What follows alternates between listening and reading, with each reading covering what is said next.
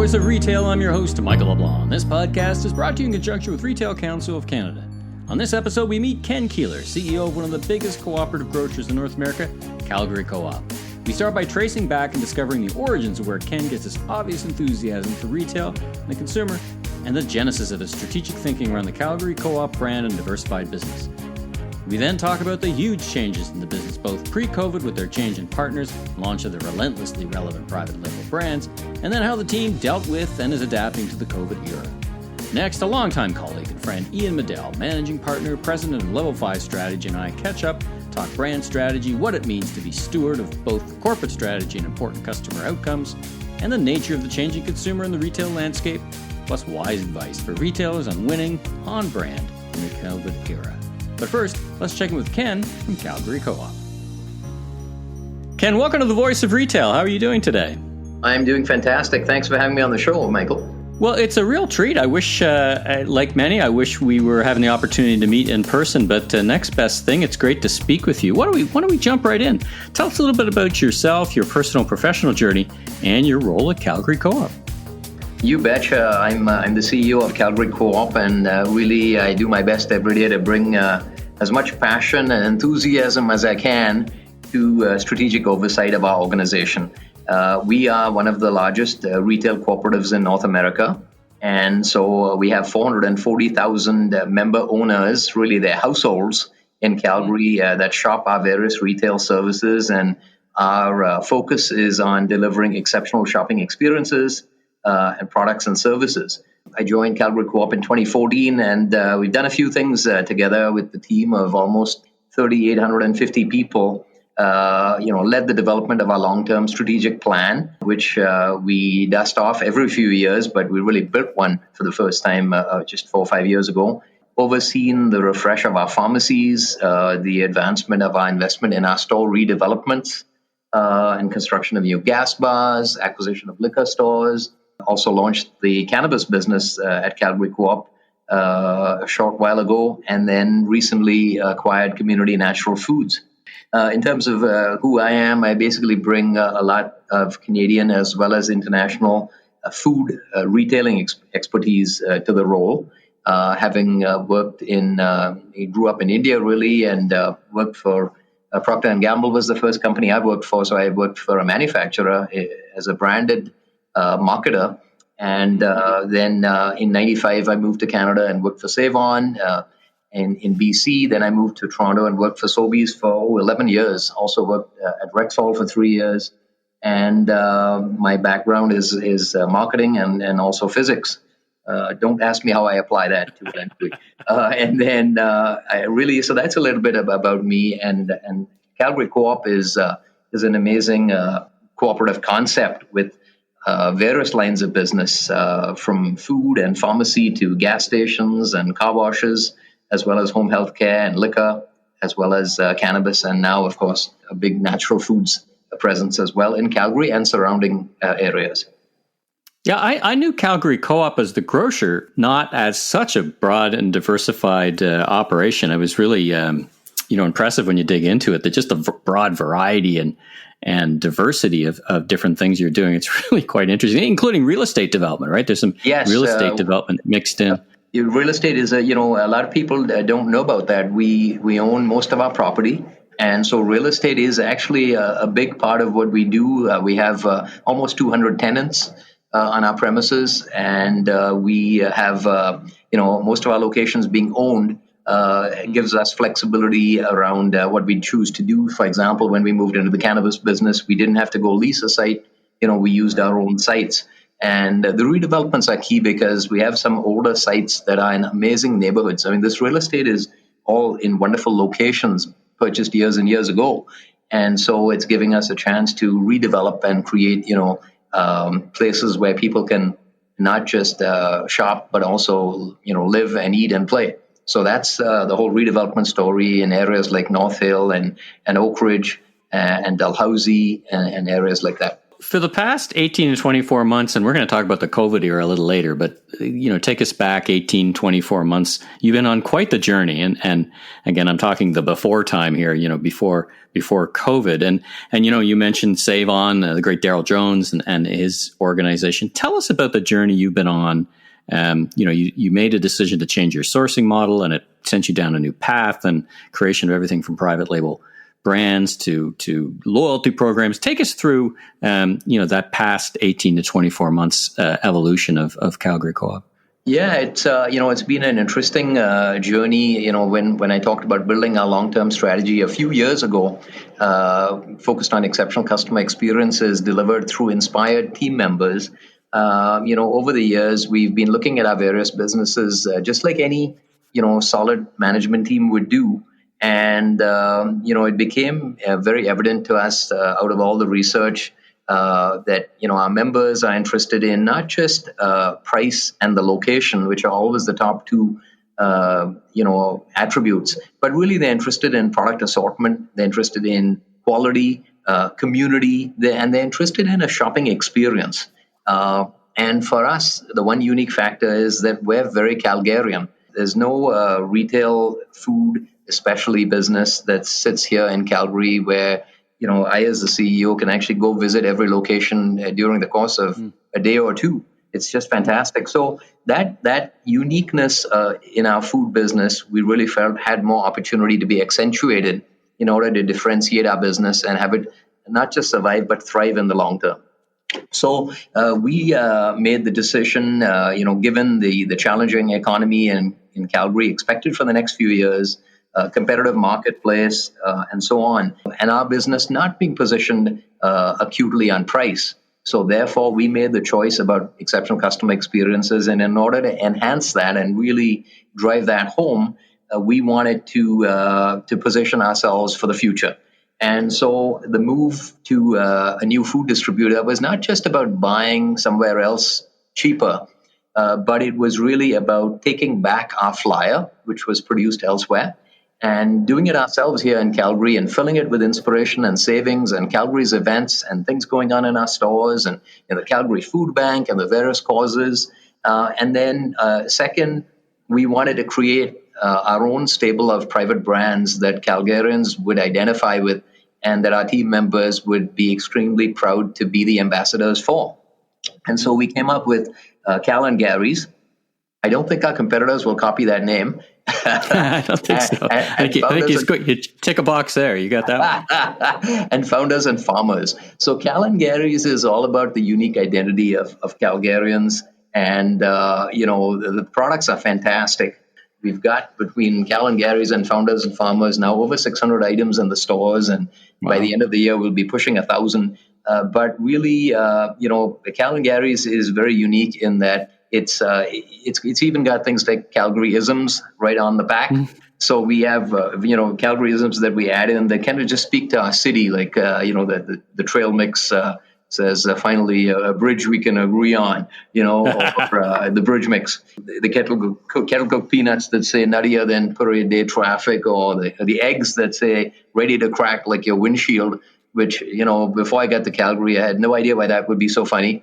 But when you drive around here on the Deerfoot, you realize when you go to get your windshield fixed, when the guy says, well, I can give you fix it 4 times, get the 5th one free. And you think he's kidding, but he's not. Yeah. Card. So Cal and Gary's has a lot of things that Calgarians, I think, will look at, smile, and go, yeah, I got it. And we have a lot more of these up our sleeve. And then Founders and Farmers really is equivalent to the national brand, but a downside cheaper. And so it's all about savings. So creating, our own lineup of private brands, taking back our flyer, doubling the number of local products that we bring into our store. So, a few months ago, we were at about 1,200 local products. We want to double that number in the next year and a half. And really, we've opened our doors to our local suppliers. We've even done a local supplier conference, which was really well attended, where we can either carry their brands or they can even produce our private brands for us. So this Cal and Gary's and Founders and Farmers lineup, where we love to have local producers, and we have several of them, by the way, already participating. Those are some of the key focus areas. So now our product mix in the new world is not just national brands. We've actually being cautious to rationalize and make space for more private brands as well as more local products. And then our flyer is not just a rag that's item and price, but it's got much more to inspire you. And it's totally Calgarian, so it's not like any other flyer. I've worked for some of our competitors, and I know that a lot of what they do is rubber stamped across the whole country with maybe the odd minor tweak. But ours is created only for Calgarians. So the strategy here is exceptional customer experiences tailored, I'd say exquisitely and exclusively for Calgarians. Well, you've hit on a couple of really interesting things. I mean, it's very inspiring because what you've been talking about is really you're not selling food, you're selling experience, right? You're selling that whole thing that comes together as a fantastic retail experience, and whether it's the customized right to the city brand names that resonate, or even your approach to the flyer. I mean, it really is a very modern retail approach that gets beyond the commodity pricing, dead end kind of race to the bottom stuff. It's very interesting. So, all right, all this change going on, and then something happened in March. I've described it as, if you're a retailer, it either hits you like a shockwave of demand or a sledgehammer. You've got a bit of a ride. You also had a kind of a double whammy in the Calgary economy with the lower price of gas, and now it's probably the sustained lower demand for gas. So you've got a couple of things to deal with. Take us through those early days and how the team dealt with the crisis and the biggest challenges that you had to overcome to keep the shelves stocked in this time of tremendous change and the customers safe. Yeah, Michael, when we built our long-term strategy a few years ago, we kind of modeled it off Jim Collins's book, Good to Great. And so we've always been thinking, there isn't a day go by and I don't look at that book on my shelf here. I'm in my office today. And within Good to Great, one of the key things we learned about was humility. And so that actually fits really well with who we are as a cooperative. Our values are about service, caring, and excellence. Those are our three values. It's never been only about making money. It's very much been about compassion and caring. And that's very much in our DNA. Yes, what happened in March was a real shocker. And you can imagine when in mid-April we had our plan moved to a new food distributor, how much it was like a double whammy. Triple whammy. I've lost track of the whammies here, Ken. Oh, I tell you, oil price, blah, blah, blah. Yeah, with the last Yeah. But so we focused first on the safety of our team members and our members and customers. That became a top priority. And, it wasn't a struggle for us to set aside the focus on running a profitable business. It was a very easy change for us to say, look, we're an essential service. We're here to look after our community. And so we started, methodically. We activated an emergency planning team that crossed all lines of business, because that's crucial for us. With multiple lines of business, we wanted to make sure that we had consistency of how we were treating health and safety as a number one priority, as we usually do, but with all the enhancements we had to make. I can tell you we had an inventory of well over 50 different things we were doing, and new items would come along by the day, whether it was one-way aisles or plexiglass or, masks, down carts, having a concierge at the front door, masks, screening questionnaires, thermometers before people started their shift to make sure they were checked out. So we stayed very close with Public Health Agency of Canada as well as Alberta Health Services, making sure we adhere to guidelines, but also in staying connected with the city. I've been on a city task force committee that, I participated with. Many of those businesses on the committee were shut down, but as they reopened, we actually provided them thoughts on where to purchase things or how to set up their stores, how to be ready. We did a few things for the community right away. We created what we called the Calgary Co-op Care Package. And really, it was a bunch of essential groceries. It was, basic tinned goods and pasta and things like that. We offered it up to anyone who had to quarantine as directed by public health. And we would drop it off to their home free of charge. And we did 2,800 care packages in a very short period of time. Yeah, it was very, very quick. People loved it. We opened up seniors shopping hours for 3 times a week, first thing in the morning, so they could get a fully stocked, freshly sanitized store. And then recently, a little later in the pandemic, we launched the Calgary Co-op Cares program, which supported six charitable partners. Through all this, we realized that some of the people that were hurting were counting on these charities like Calgary Food Bank, Brown Bagging for Calgary's Kids, Mustard Seed, Meals on Wheels, Seniors Resource Society, and the Calgary Women's Emergency Shelter.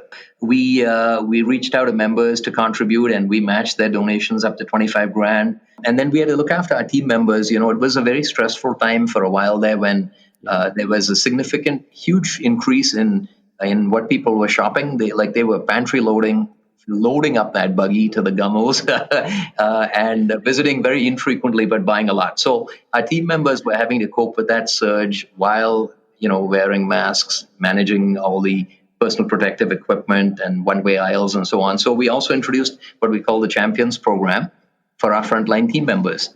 And it had a $2.50 pay booster, as well as we gave them additional discounts and special offers for savings and so on. That last part we're continuing to do. We continue to offer them savings and exciting offers, some of them focused on our private brands. So, but there was a multitude of things, and I would leave it at just saying, in addition to strict cleaning and sanitizing and monitoring team members in our stores as well as customers, we created this inventory list that we, even today are working that list. Even as Calgary's reopening, I can tell you of all the retailers I've been in, and I know I'm a biased party here, but Calgary Co-op has been extremely cautious with dispensing with or turning the dial back on anything that we put in place for safety. If anything, I'm sending out messaging regularly to my team members, keep your guard up. We are not done with this. We don't have a vaccine, and it's really important, as what they call COVID fatigue is setting in, that we don't lower our guard. That last point's really interesting. I talked to Peter Simons, the CEO and co-founder, so to speak, in the family of Simons department stores, and he said, listen, we're conceptualizing the next period of the COVID era, whatever that is, 18, 24 months, 12 months, as pre-vaccine and post-vaccine. Like, they look at their strategies not based on months or whether second wave or whatever, but let's just understand pre or post-vaccine. Let me ask you about, you mentioned 1,200 local products and a real drive to get local products, whether it's for the private labels or whether it's innovative brand product. We know how important that new can be a lifeblood for retail, particularly in grocery. We also know that's challenging in today's times, right? I mean, you've got constraints, travel, trade shows, and it's one thing to maintain a vendor relationship via Zoom. It's another thing to start one. So how are things going as you think about new? Not that you haven't had a lack of new in the store, but as you think about 2021 and 2022, these things take a while to develop. How is the team thinking about that discovery of new and how to point that direction and build relationships with new products and vendors? Yeah, I think it's a very interesting question, and I'm sure there are different theories. I mean, my theory personally that I've shared with our team and our board is that innovation is going to be more important than it ever was. And so our focus, we always develop and review a risk register regularly as a board and management team. And, we've moved innovation up the list because we believe that if there's one thing COVID-19 has shown us as people reopen and then some of them shut down, it is that you have to be different, unique, better, and special. There's no place in the middle anymore for anyone that thought they could exist there. Especially in a city like Calgary, by the way, where we have very demanding clientele. They are typically have been better educated, younger, and had more income. They expect much more from their shopping experience. So we are very focused on that in the next few months and years. We know we have to do it differently. Most of our head office team is working from home, intermittently coming to the office. We're doing a lot of Zoom meetings and conversations with our suppliers, but we've stepped it up. If anything, we had an advantage, Michael, because as we moved to our new distributor relationship, we've stepped up engagement with suppliers. We were more limited in our supplier engagement earlier in our previous distributor relationship. We have reached out much more, And our focus is on virtual meetings, relationships that we can build online, but bringing in newness. So everything from testing and ultimately launching our business in e-commerce beyond liquor, pharmacy, and natural foods, which is where we are today, all the way to our new private brands, products, and finding unique items, as well as for us bringing those local products that are very unique to ourselves.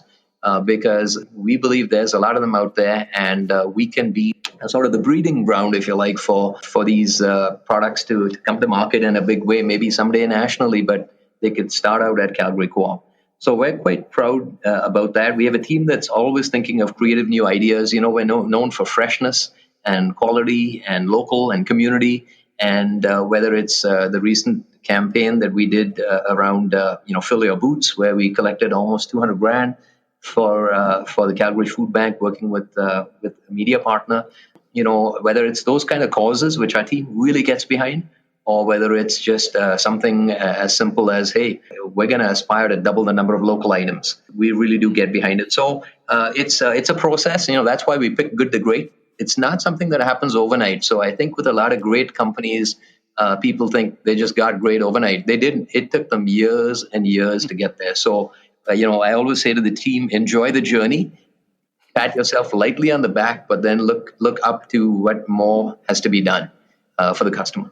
One of the poster childs for what's been starting to call the great acceleration, my friend retail strategist Carl Boutte's term, the great acceleration, has been e-commerce, and the poster child for that has been e-commerce grocery. We saw numbers just leap off the page in terms of growth. Now, not like the team doesn't have enough on its plate, but talk about e-commerce and home delivery. You mentioned you delivered many care packages, but what's your perspective on e-commerce?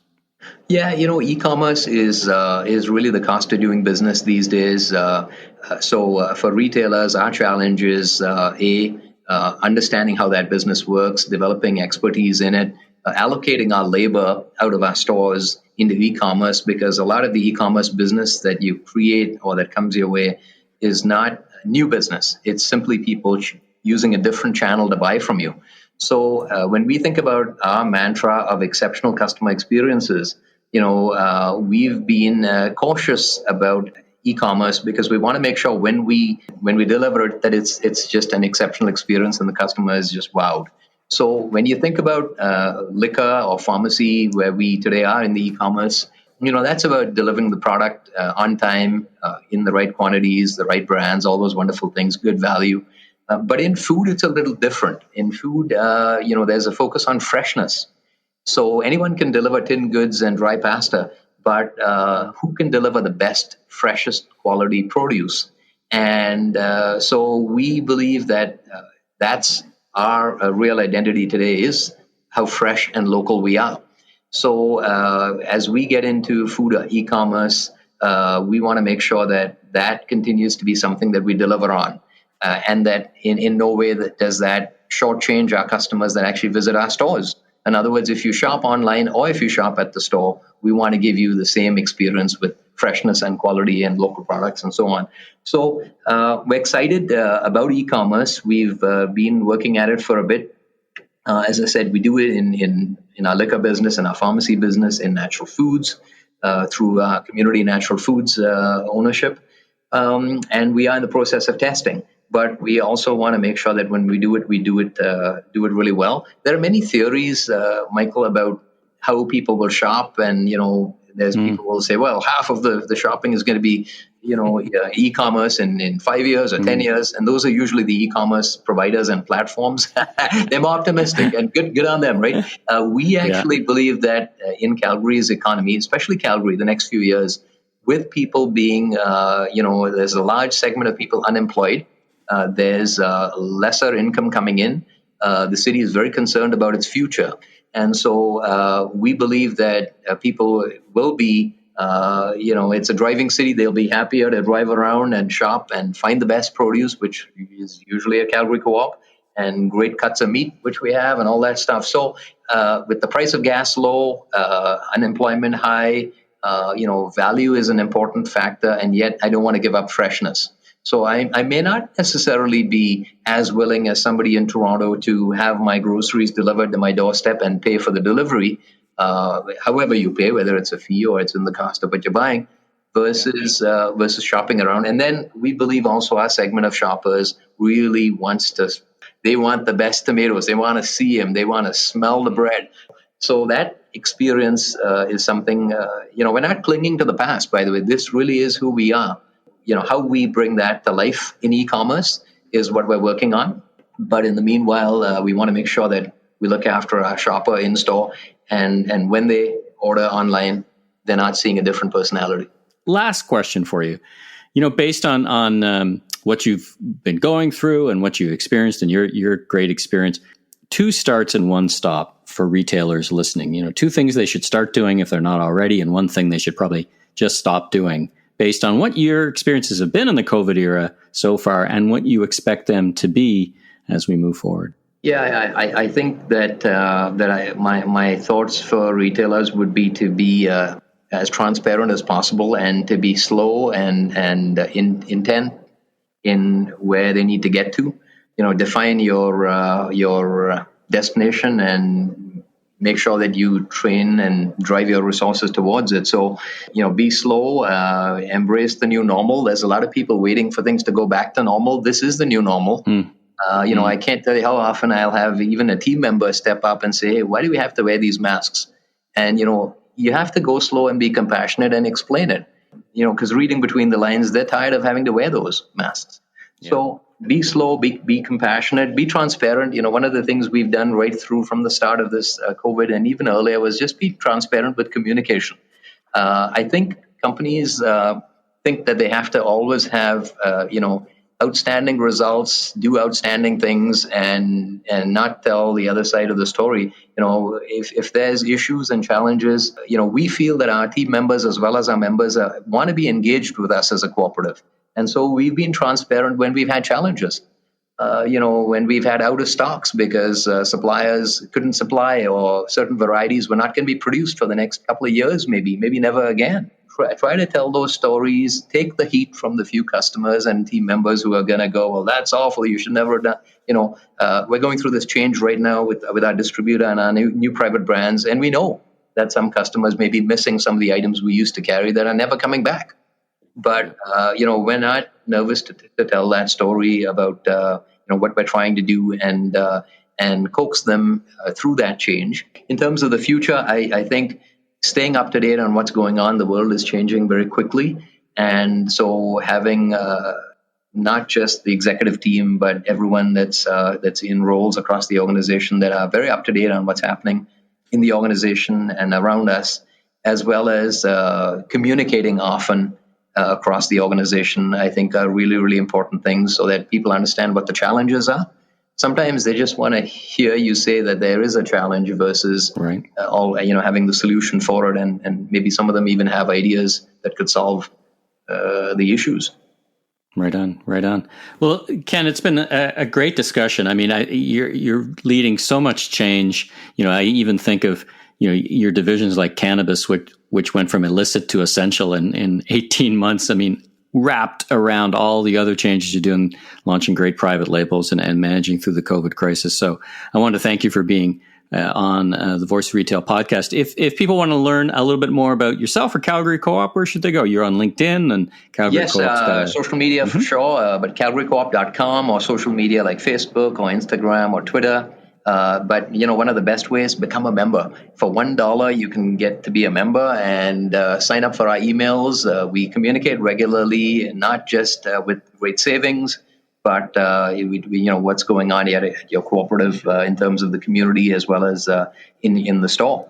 And also things like savings might sound minor, but really crucial to our members right now, and we've just launched what we call the Me Wallet or We Wallet, where you can actually go in and have your coupons automatically attached to your member number weekly, and so you just shop. You don't even have to scan coupons or anything, and you're getting savings. So so those are some ways to stay in touch. Well, thanks for sharing. It's great to have you on the podcast. Really appreciate the time, and I wish you continued success. Thank you, Michael. Likewise. Take care.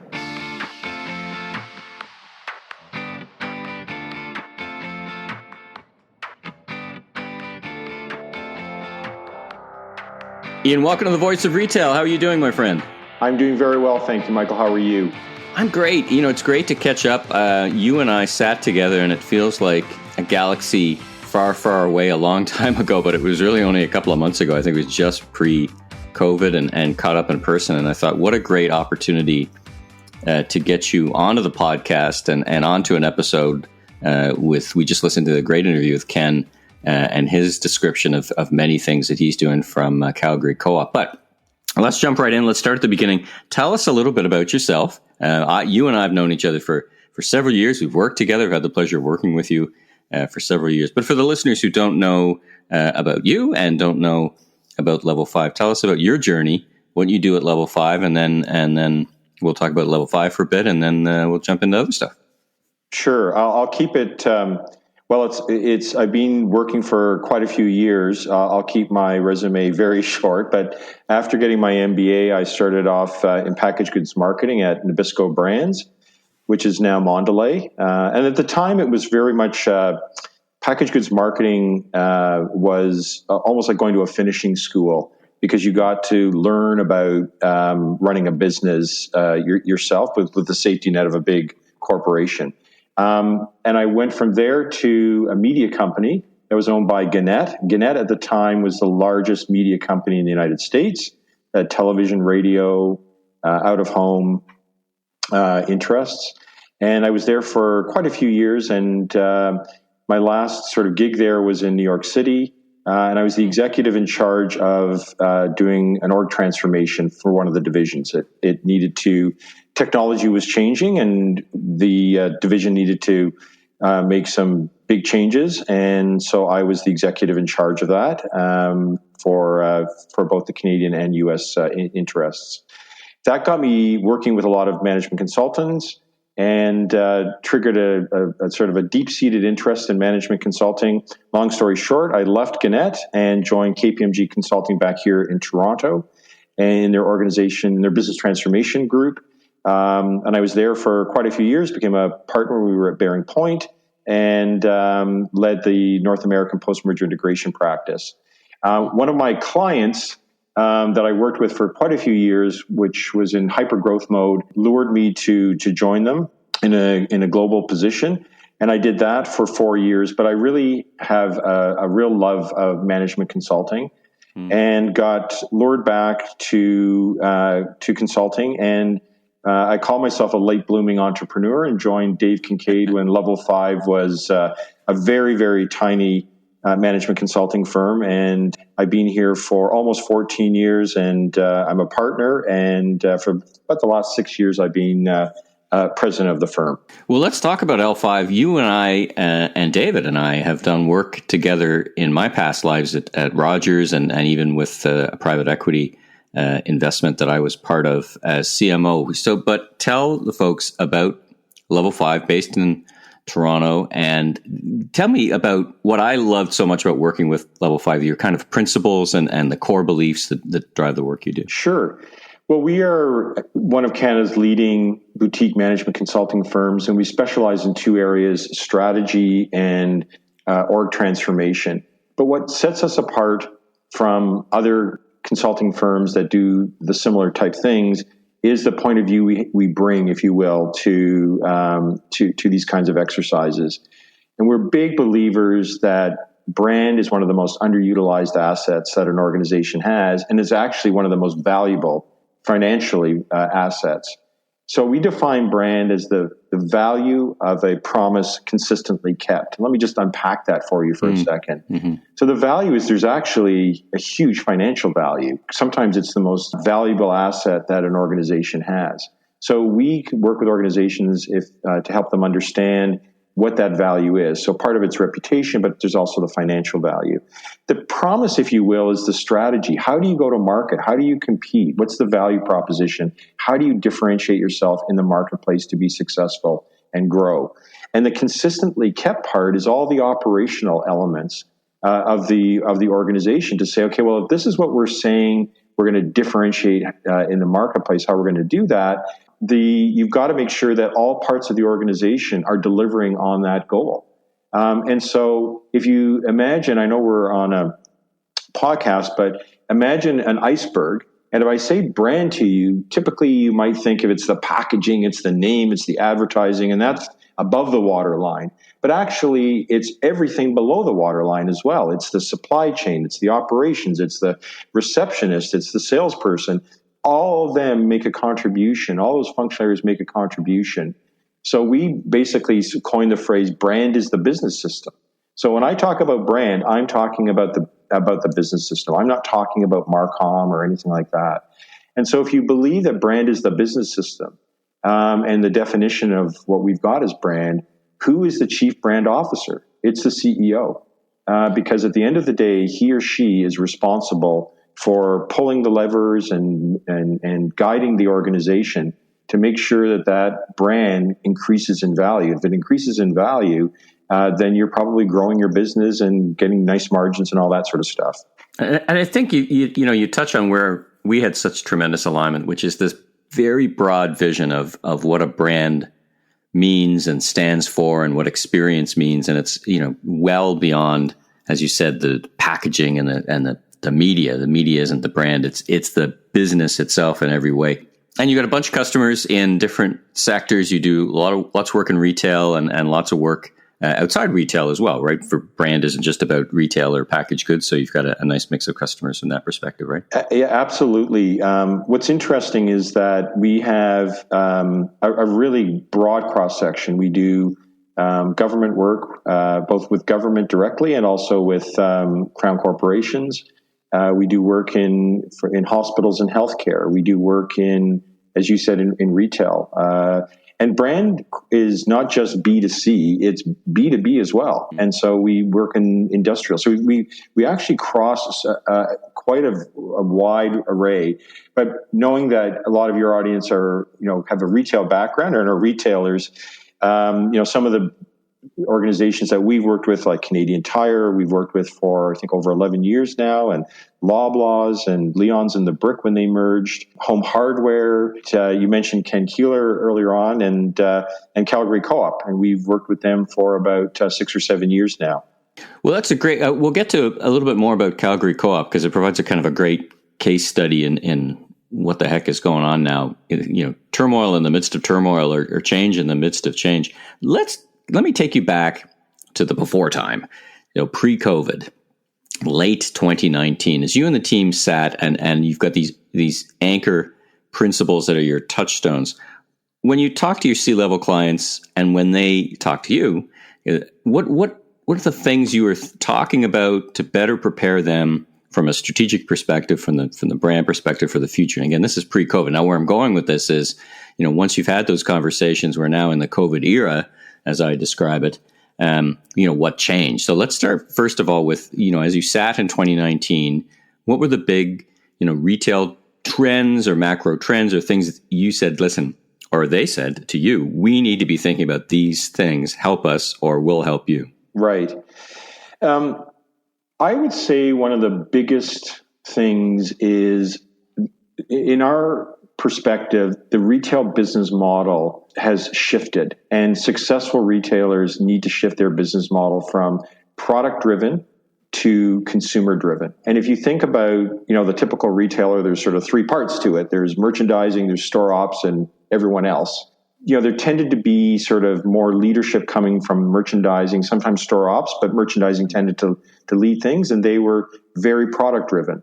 But the world has changed. I won't go into all the things that have happened in retail over the last 10 to 20 years, but those forces have required a fundamental rethink in the business model. And if you're consumer driven, that begs the question then, well, who is the voice of the consumer? Who should own that voice of the consumer? How do we then meet what consumers are looking for from a customer experience perspective, from a product selection perspective, from an omnichannel perspective? So there's this fundamental business model shift that we help organizations with, and then take a look at their processes and their organization structures and their technologies, et cetera, to say, well, how are we going to support that sort of stuff? Now, if I could ask you one question, as you said, there's a lot of things that have happened in the past decade, but in this, in our discussions, we're going to talk about both catalysts and accelerators. What do you think is the primary catalyst for the changes that retailers have been experiencing over the past decade. If you could it's kind of an artificial construct of a question, but if you could kind of put your thumb on the one most important thing that's changed, and you've got this great vantage point of time working with senior level executives, what is that one thing in your mind that has been the biggest catalyst for the change in retail? Without question, the power of consumers. If you will, retailers were the distributors of product and services for decades and decades. As alternative channels, as alternative retailers emerged, the power of consumers and their voting with their feet or their wallet or their fingers, as the case may be, has caused all retailers to shift their thinking. That's that fundamental change, and it's the power that consumers have more power now. And that's enabled by a host of things, everything from mobile to the degree of competition in the market when I think about retail, but also, I guess, fundamentally the internet, right? You got price transparency, you've got more choice, sometimes too much choice. That's right. And then I'd say there's sort of two sub things. You touched on that's helped to empower consumers. One of them is technology, the internet. The other one is new banners coming into the Canadian marketplace. Right. I think, quite frankly, we're more sophisticated than some Canadian retailers. And that's why they didn't survive. A lot of American ones originally, but global, retailers coming in that bring a level of sophistication that Canadians could have done, but they just didn't. Yeah, I mean, it's funny when you look back the time tunnel. There's been some who've come to Canada and taught lessons and actually improved the competitiveness, and some who came to Canada and just said, it didn't work out. Target, of course, being the poster child for that. But I think if there's any one good thing that came out of the Target experience is that thanks to them giving everybody a 2-year running head start, it really snapped together a lot of competitive force that improved retail, the industry actually in Canada, and then they went away. But the retail stayed improved. But that's a constant iteration. I think it's like 80. I'm going to say number 50, somewhere between 70 and 80 brands, international retail brands, have come to Canada in the past 2 years. Some very small, but some larger, right? Yes. The Nordstroms of the world or whoever, right? And it doesn't mean that Canadians can't adapt and be successful. Mm-hmm. Take a look at Canadian Tire, who have very well defended. Look at in the grocery sector. Sobeys and Loblaws. There's not a lot of. You take a look at the global grocery guys.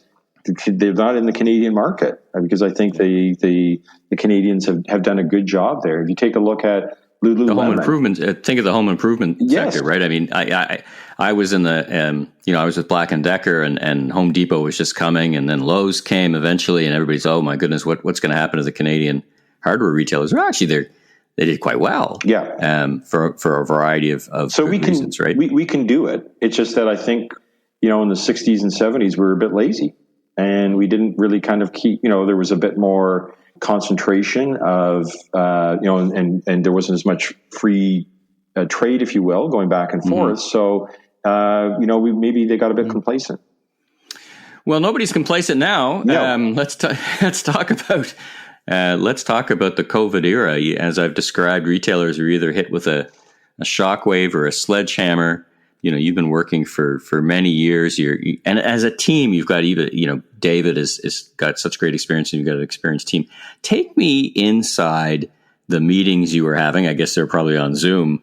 In the weeks and months since COVID, as you discussed together, how to not approach it as level 5, but what did it or does it?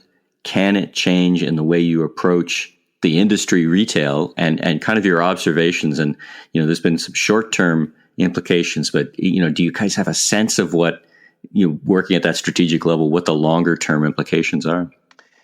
Well, it was certainly interesting times. My observation to begin with was very much our clients, they pivoted to moving into a virtual world very, very quickly. And in the projects that we were working on, they adapted very quickly. But my observation is that a lot of on the retail side, they did a great job. They were very agile. It's amazing, like all of a sudden this muscle that I think frustrates a lot of executives because their organizations are very big and can become sometimes complex and cumbersome. How agile, given the pressures, and quickly they had to make decisions, et cetera, to stabilize their businesses. And that's really what the focus was in the short term.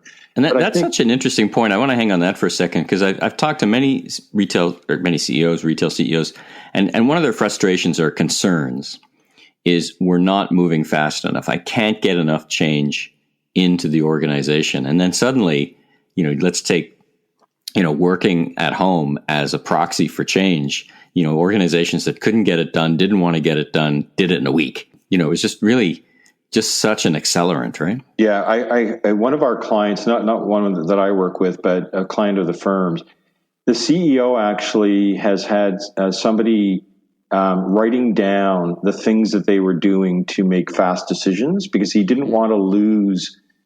Well, what were we doing there? What sort of propelled us to be able to make this decision so quickly, so that when things come back, if you will, to more quote unquote normal, they don't lose some of that, which I thought was a really kind of cool thing to do. But after, that's the short term. Then, I think as they saw how the pandemic was evolving and that, stores would have, eventually sort of reopen, and how retailers shifted to, what the new world was going to look like. Of course, for those who were doing e-commerce but really weren't ramped up, they really had to scramble very quickly to kind of ramp up and be able to respond to consumers. And I think a lot of them surprised themselves in terms of how well they did and what they learned from that. Well, I even saw, on that note, I even saw B2C companies, and on my, Cisco being one of the examples, right? A massive food service supplier to restaurants suddenly launched a B2C consumer site. And I on my other podcast, The Food Professor, I was just talking to a coffee roaster who now said, well, not only are we going to roast and do private label coffee, we're now selling direct to consumer. This might be, I'm getting ahead of myself, but in the questions, but this might be one of those moments where brands who've long struggled to go direct to consumer, and around in some ways retailers, have this moment of consumer acceptance where they can actually start dealing directly with consumers. We'll see if that sticks. Yeah, it really, to go back to your question about the short, medium, and long term. The medium and long term, it's an interesting thing. I think I've been around long enough to know that fundamental human behavior doesn't really change that much, no matter the blows and shocks that come to them. They do revert back to we are social beings, for instance. So, you read articles that, this is a demise. This is like the nail in the coffin for bricks and mortar retail. And I think nothing could be further from the truth. Or malls. That's the one I hear a lot. Yeah, what's the future of malls now? Yes, and we get a lot of news from the U.S., and then it gets translated up here like it's also happening up here. The U.S. was so overstored. It was so overmauled. And Canada was not to the same extent. So what I think is happening, Michael, is that there's a compression that's happening. So if you think about the world of the omnichannel, which is really what retail, people say, retail is a bricks and mortar. It's retail today is online as well as bricks and mortar. So that's what retail is. You have to be playing in both of those worlds. But what it's done is it's compressed the time that consumers now have. Instead of taking them 2 or 3 years to dip into the pond and try, click and collect or whatever they wanted to do, they've just been forced to do it, and they've liked it. But at the end of the day, when the dust settles, I don't think that e-commerce, generally speaking, in retail will be more than 25% of total revenues. I think consumers like the social aspect of going out to the stores. It will vary by some categories for sure. Sometimes it'll be higher, but I think generally speaking, and while we're seeing accelerated growth, even with the accelerated growth, I don't think it's more than 12 to 15% right now. Well, it's probably one of the hottest questions right now at a strategic level is the waterline raised pretty high in some categories, grocery, for example. But that's when stores are closed. When stores open, where does the waterline settle? And it's one of the interesting questions. I just did an interview with Ken Keelor, who's an analyst in the U.S., longtime analyst, and he was looking at U.S. numbers that it's not receding. Like Amazon's up 22% in the month of June. How they go up 22% when they're more prime members than go to church in America. But so that's you hit on a really interesting thing, and that the other school of thought is that this event was a circuit breaker of change of consumer habits, and some may stick. Some may not go back to the way they were. And I think grocery is one of them, because I do think that many people, the vast majority of groceries still be sold in the retail stores, but it could go from 1-2%. I think it could materially change to 5% overnight. I don't think it's going to go back to 1. I completely agree with you, but it's not going to be 20. That's right. Not going to be 20. And that's my point. Is that all it's done is really compress things, and it's also accelerated the need. Going back to the question that you asked earlier about what should retailers be focusing on going forward. It's accelerated all the things that we were working with different clients, and that's, well, what's the customer experience going to be like? What operational efficiencies you have to be, the mantra of operational efficiencies has got to be even hotter and more accelerated, because the omnichannel is not inexpensive. And if you want to maintain your margins, you've got to be more efficient, and you've got to understand your customers better. And that's the reason why loyalty programs become popular, because it's the best way to try and capture data about consumers to serve them better. Let's turn our minds now to a little bit about Calgary Co-op. So we just listened to a great interview with Ken talking about the business itself. You would be very familiar with it, but they went through such a brand transformation, triggered by a change in partners and distribution partners. But it was really felt like it was driven by a vision around what they're offering, such a broad range of offerings, from cannabis to liquor to gas to, the flagship kind of grocery. But they really set out to define, brand and represent a community in their private label. Talk a little bit about the work that you did with them, if you can, just at a high level.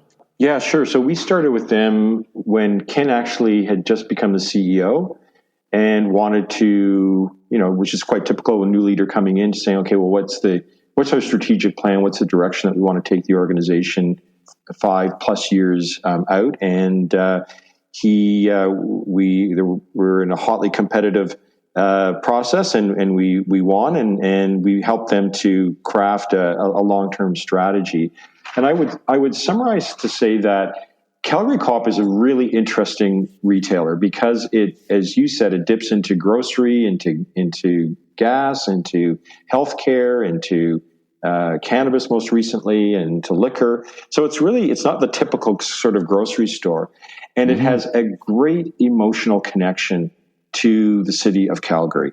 400,000, pay $1. What did he say? Something like over 400,000 owners. He described it, right? And part of the work that we did with them was we have some proprietary research called Brand Map, and really unpacks both the emotional and rational points of differentiation. Why is that important? Because half decisions are made at the emotional level, not just at the rational level. And we saw this untapped, emotional connection from the community into this brand, which was absolutely wonderful. So I would sort of summarize it to say that what they needed to do was to take this great brand, and they needed to contemporize it. They needed to make it relevant to the future generations of members and consumers in Calgary, and sort of make it, if you will, 21st century retail. And what does that interpretation mean without losing the fundamental roots of what Calgary Co-op's? And that's where you're seeing the manifestation of the changes that they've made in terms of to make sure that they can act like a 21st century retailer. They needed to change their business model and some of the partners that they work with. They needed to introduce their own private label. I don't know if Ken talked about it, but in terms of being an omnichannel and e-commerce, that they are, they've dipped into it like so many other retailers, but I think you'll find that they'll accelerate that even more. So what's wonderful is it was a great brand with lots of potential that needed to make sure that they were still going to be relevant as they move forward. Well, it felt like to me that classic brand challenge of we need to change, but we don't want to leave our core customers behind. We don't want to change so much, Eaton's being the poster child for this. We don't want to change so much that our existing customers who love us don't recognize us anymore. But we need to be a more contemporary brand to continue to grow and thrive and do all the right things and be relevant. I mean, that to me is one of those kind of essence of stories. Last question for you. Yep. All right. So the COVID era. So, whatever this thing is going to look like, what are the kind of 1, 2, or 3 lessons the CMO or the CEO should be thinking about from a brand perspective? So less about operations, but just as you top line it, what are the kind of 2 or 3 things that should be foremost on their minds as they think through the next, 18, 24, who knows, amount of time in the COVID era and beyond? Hope it's not 24 months. Well, first of all, let me remind you that brand is the business system to us. So absolutely, both from a marketing communications perspective and operations, they are totally intertwined. So I think what retailers need to do is to absolutely make sure that they can deliver on their brand promise. And just remind you that what's brand? The value of a promise consistently kept. And that given the constraints that they've got, how are they able to still deliver that promise and keeping it consistently? That's the first thing I would say. The second thing is trust has always been important. Typically, that's a table stake. You need to have trust before you can actually start to differentiate. But it's back down to some fundamentals in terms of, you can lose trust. It can take a long time to build trust, but you can lose it very quickly.